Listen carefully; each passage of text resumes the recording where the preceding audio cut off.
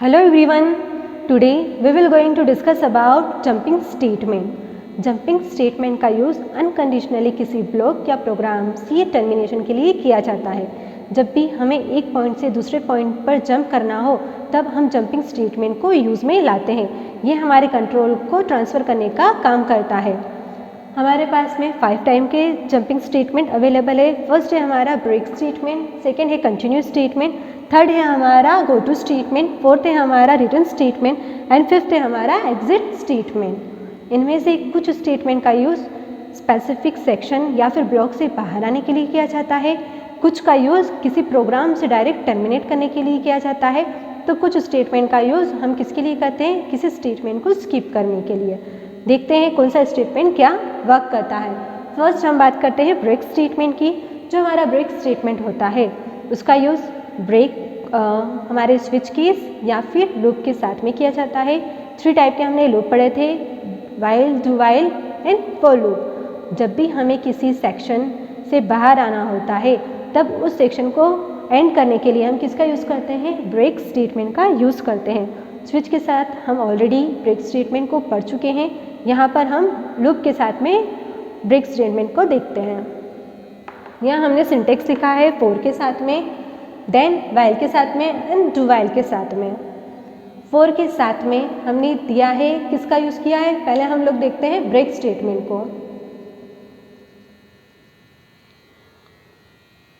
हमने एक नंबर को प्रिंट करवाना है, 1 to लेकर 10 तक हमें क्या करना है, नंबर प्रिंट करवाना है। उसके लिए हमें क्या चलाना है, लूप चलाना है। हमने लूप चलाया, हमने क्या कर दी, वैल्यू इनिशियलाइज कर दी, कंडीशन दे दी, देन हमने अपडेशन पार्ट भी अप्लाई कर दिया। उसके बाद में हमने कुछ स्टेटमेंट दिए हैं, फिर वहाँ पर एक कंडीशन अप्लाई की है। क्या कंडीशन हम अप्लाई कर रहे हैं, इफ़ सबसे पहले हमने इसे इनिशियलाइज किया है, कितने से, 1 से इनिशियलाइज कर दिया। ये हमारा इनिशियलाइजेशन पार्ट है। हमने कंडीशन दे दी a <= 10। क्यों, क्योंकि हमें लूप को कहाँ तक चलाना है, 10 तक चलाना है। देन इंक्रीमेंट ऑपरेटर, ताकि लूप क्या हो, आगे बढ़ सके। अब हमने एक कंडीशन दी है, क्या कंडीशन दी है कि a = 5। जैसे ही a = 5 आए हमारा लूप क्या हो जाए, वहीं पर इमीडिएट टर्मिनेट हो जाए और हम लूप से क्या आ जाए, बाहर आ जाए। इसके लिए हमने क्या दे दी, इफ़ के साथ में कंडीशन अप्लाई कर दी। देन यहाँ पर हमने उसके अंदर दे दिया ब्रेक स्टेटमेंट। अब हमारा लूप का एग्जीक्यूशन क्या होगा, स्टार्ट होगा 1 से, कंडीशन चेक होगी। कंडीशन क्या है हमारी, ट्रू है। ट्रू होने के केस में क्या कर देगा स्टेटमेंट, हमने क्या करवाया, नंबर को प्रिंट करवाया, उस नंबर को ये प्रिंट कर देगा। Then again increment operator apply होगा। इस तरह से लूप क्या होगा, स्मूथली रन करेगा।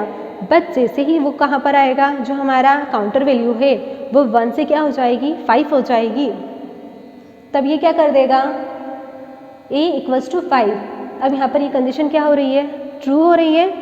तो जैसे ही ये ट्रू हो रही है तो हमारा कंट्रोल क्या आएगा, इफ़ के इनसाइड आएगा। इफ़ के अंदर जो स्टेटमेंट उसे मिलेगा उसे क्या करेगा, एग्जीक्यूट करेगा। यहाँ पर उसे क्या मिला, ब्रेक स्टेटमेंट। तो क्या करेगा, हमारा जो लूप है उसे वहीं पर क्या कर देगा, ब्रेक कर देगा और उस लूप से बाहर आ जाएगा। इसके लिए हम किसका यूज़ करते हैं, ब्रेक स्टेटमेंट का। फॉर लूप के साथ जब आप इस प्रोग्राम को बनाएंगे, वाइल के साथ बनाएंगे या फिर डू वाइल के साथ बनाएंगे, आप सेम प्रोग्राम को तीनों तरह से बना सकते हैं। वहाँ पर क्या कर सकते हैं, ब्रेक स्टेटमेंट का यूज़ कर सकते हैं और ब्रेक क्या करेगा, सेम चीज़ वहाँ पर अप्लाई करेगा। अगर हम चाहें तो इसे एक प्रोग्राम में लगाकर भी देख सकते हैं कि किस तरह से वर्क करेगा। यहाँ पर मैंने दे दिया इंटीजर, हम 4 का यूज़ करें, डायरेक्ट हम क्या देते हैं, इंटीजर a कितना दे दिया, 1, a <= कितना दे दिया, 10 एंड देन हमने दे दिया इंक्रीमेंट ऑपरेटर। ठीक है, ये तो हो गया इनिशियलाइजेशन पार्ट। अब मैंने यहाँ पर दे दिया एक स्टेटमेंट को मैंने प्रिंट करवा दिया। मुझे क्या करना है, a को प्रिंट कराना है, a के अंदर जो भी वैल्यू उसे ही क्या करता जाए, प्रिंट करता जाए। देन यहाँ पर एक कंडीशन अप्लाई कर दी, a = 5। उसके अंदर दे दिया मैंने ब्रेक स्टेटमेंट। 4 को यहाँ पर क्लोज किया।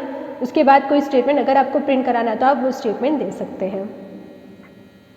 अभी किस तरीके से चलेगा, 4 जैसे ही कंट्रोल आएगा यहाँ पर वैल्यू से मिलेगी, a1 मिलेगा, उसे चेक करेगा क्या 1 <= 10 है। कंडीशन क्या होगी, ट्रू होगी। जैसे ही ट्रू होगी कंट्रोल इसकी 4 के इनसाइड आएगा और उसे स्टेटमेंट हमने यहाँ क्या करवाया, इस स्टेटमेंट को मुझे प्रिंट करना है तो हम क्या करेंगे, a को प्रिंट करवा देंगे। तो a की जो वैल्यू होगी ये हमारा क्या है, कंसोल। उस पर क्या होगी, हमारी ए के अंदर क्या वैल्यू है राइट नाउ 1, 1 को क्या करेगा प्रिंट करेगा। फिर हमारा कंट्रोल कहाँ जाएगा, अभी ये कंडीशन को ये टेस्ट कर रहा है, कंडीशन तो क्या हो रही है फॉल्स हो रही है क्योंकि 1 5 के इक्वल नहीं है। कंट्रोल अगेन कहाँ जाएगा हमारे कंडीशन पार्ट पर, कंडीशन पार्ट से पहले कहाँ जाएगा इंक्रीमेंट ऑपरेटर अप्लाई होगा, 1 की वैल्यू क्या हो जाएगी 2 हो जाएगी, इंक्रीमेंट होगी तो फिर कहाँ पर आएगा कंडीशन पार्ट पर आएगा, टेस्ट करेगा क्या 2 ≤ 10 है। अगेन कहाँ पर आएगा, यहाँ पर आएगा 4 के इनसाइड एंड क्या करेगा स्टेटमेंट को प्रिंट कर देगा। फिर जैसे ही स्टेटमेंट को ये प्रिंट करेगा फिर से कंट्रोल यहाँ आएगा, देन अगेन कहाँ जाएगा इंक्रीमेंट ऑपरेटर पर, अब 2 + 1 हो जाएगा कितना 3, देन अगेन कंडीशन पार्ट पर आएगा, फिर इसे टेस्ट करेगा। इस तरह से क्या करेगा इंक्रीमेंट करता जाएगा, फिर 1 को प्रिंट करेगा, 2 को प्रिंट करेगा, 3 को प्रिंट करेगा। अब यहाँ पर ये कितना हो गया है हमारे पास में 3 ≤ 10 है, कंडीशन क्या हुई ट्रू हुई।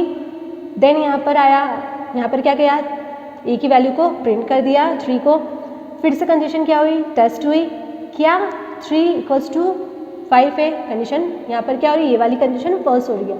फिर से इंक्रीमेंट पर आया 3 + 1 कितना हो जाएगा 4, देन कंडीशन फिर से टेस्ट करेगा क्या 4 ≤ 10 है, कंडीशन क्या हो रही है यहाँ पर ट्रू हो रही है। फिर से क्या होगा 4 के इनसाइड आएगा और ए को प्रिंट कर देगा, ए के अंदर क्या है अभी हमारे पास में 4 है, देन कंट्रोल फिर से इफ पर आएगा, कंडीशन टेस्ट करेगा क्या 4 = 5 है, कंडीशन क्या हो रही है राइट नाउ फॉल्स। फिर से कंट्रोल कहाँ जाएगा हमारा इंक्रीमेंट ऑपरेटर पर जाएगा और 4 को +1 से क्या कर देगा इंक्रीज कर देगा, तो 4 + 1 कितना हो जाएगा 5। देन फिर से कंडीशन पार्ट पर आएगा 5 ≤ 10 है क्या, कंडीशन टेस्ट करेगा, कंडीशन क्या हो रही है ट्रू क्योंकि 5 क्या है 10 से स्मॉल है। कंट्रोल क्या आएगा 4 के इनसाइड आएगा, जैसे ही वो 4 के इनसाइड आएगा स्टेटमेंट मिलेगा उसे, उस स्टेटमेंट को प्रिंट कर देगा। देन कंट्रोल कहाँ पर आएगा इफ पार्ट पर आएगा, अब जैसे ही इफ पार्ट पर आएगा यहाँ पर क्या हो रहा है कंडीशन मैच हो रही है, क्यों क्योंकि a = 5 है, कंडीशन ट्रू हुई। कंट्रोल कहाँ पर आएगा इफ के इनसाइड आएगा, वहाँ पर उसे क्या मिला ब्रेक स्टेटमेंट मिला, जैसे ही उसे ब्रेक स्टेटमेंट मिलेगा वो क्या कर देगा हमारे इस लूप को यहीं पर एंड कर देगा। चाहे हमने कंडीशन कहाँ तक अप्लाई की थी, हमें इस लूप को कहाँ तक चलाना था 10 तक चलाना था, बट हमें बीच में क्या मिल गया ब्रेक स्टेटमेंट मिल गया, जिस वजह से वो क्या करेगा लूप को अनकंडीशनली वहीं पर क्या कर देगा ब्रेक कर देगा और लूप से बाहर आ जाएगा। लूप के बाहर अगर कोई स्टेटमेंट हमने दिया है तो उस स्टेटमेंट को क्या करेगा वो हमारा जो कंपाइलर है उसे एग्जीक्यूट करेगा, अदरवाइज हमारा प्रोग्राम क्या हो जाएगा यहाँ पर एंड हो जाता है।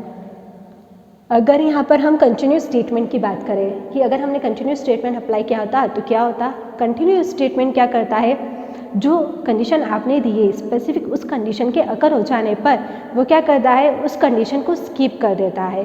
दैट मीन्स कि अगर कोई कंडीशन आई है तो अगर ऐसी कोई कंडीशन आ जाए तो उस कंडीशन को क्या करे स्किप कर आपकी रिमेनिंग जो प्रोग्राम का एग्जीक्यूशन है उसे क्या रखे कंटिन्यू रखे। सेम एग्जाम्पल हम लेते हैं, सेम कंडीशन हम लोग देते हैं, बस यहाँ पर हम चेंज क्या कर देते हैं ब्रेक की जगह कंटिन्यू स्टेटमेंट। अगर यहाँ पर उसे हमारे कंपाइलर को कंटिन्यू स्टेटमेंट मिला होता 5 = 5 होने पर तो हमारा कंपाइलर क्या करता प्रोग्राम को टर्मिनेट नहीं करता, वो क्या करता स्पेसिफिक इस स्टेटमेंट को क्या करता स्किप कर देता, लाइक 1 2 3 4 तक वो क्या करता हमारे स्टेटमेंट को प्रिंट करता, देन 5 को क्या कर देता स्किप कर देता, वो उस इटरेशन को प्रिंट नहीं करता, रिमेनिंग जो इटरेशन होते उसे क्या करता वो कंटिन्यू रखता। फिर से हमारे कंट्रोल को ये क्या करता लूप से बाहर नहीं निकालता। कंटिन्यू के केस में क्या होता है हम लूप से बाहर नहीं आते, हम क्या होते हैं फिर से लूप की कंडीशन लूप की बिगनिंग में पहुंच जाते हैं, फिर बिगनिंग में पहुंचते वहाँ पर वापस से उसे क्या मिलती कंडीशन मिलती, फिर से कंडीशन चेक होती क्या 5 ≤ 10 है, कंडीशन क्या होती ट्रू होती, 5 नहीं होता, यहाँ पर क्या होता है 5 = 5 ऑलरेडी हो चुका है, कंडीशन क्या हो चुकी है यहाँ पर ट्रू हो गई है। अब कंटिन्यू से वापस से हमारा कंट्रोल कहाँ जाता इंक्रीमेंट पर जाता, जैसे इंक्रीमेंट पर जाता 5 + 1 होता तो ये कितना हो जाता 6, फिर कंडीशन चेक होती क्या 6 ≤ 10 है, कंडीशन क्या होती है ट्रू होती, फिर से कंट्रोल इनसाइड आता स्टेटमेंट को प्रिंट करता। अब ए के अंदर क्या वैल्यू है 6 तो ये क्या करता 6 को प्रिंट करता, फिर से यहाँ पर चेक होता है क्या 6 ≤ 5 है, कंडीशन क्या होती है फॉल्स, फिर से इंक्रीमेंट ऑपरेटर पर जाता, 6+1 करता तो कितना हो जाता 7, फिर कंडीशन चेक होती।